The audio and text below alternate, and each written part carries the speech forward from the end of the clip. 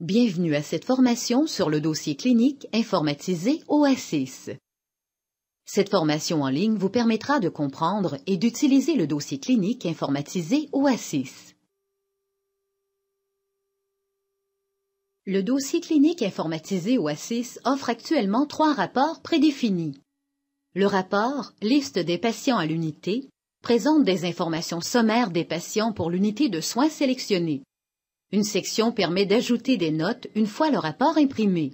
Le rapport du médecin traitant permet d'avoir un aperçu des patients admis en son nom. Ce rapport est accessible seulement par le médecin traitant. Le profil pharmaceutique documente les médicaments actifs du patient. Il est important de noter qu'il ne s'agit pas de la feuille d'administration des médicaments.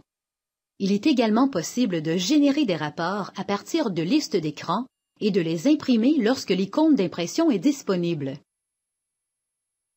À titre d'exemple, pour imprimer la liste de patients à l'unité, il faut tout d'abord sélectionner un patient dans la liste. Choisissez l'option « Sélectionner un rapport » du menu « Rapport ».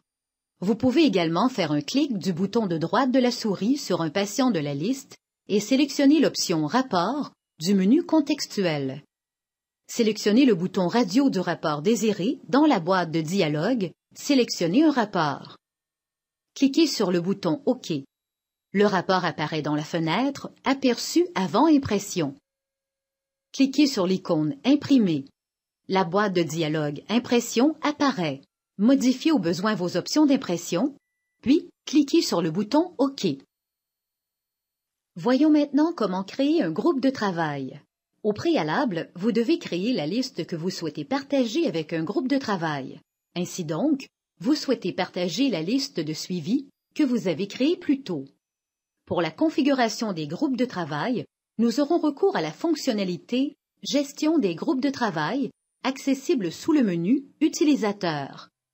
La fenêtre de gestion des groupes de travail est divisée en 3 parties. La section « Groupe de travail » sert à créer son nom.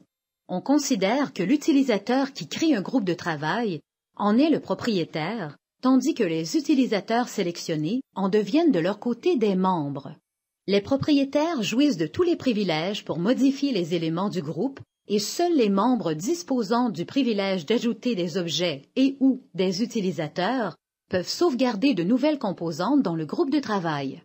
La section « Objets partagés par le groupe » sert à sélectionner les listes devant être partagées au sein de votre groupe de travail.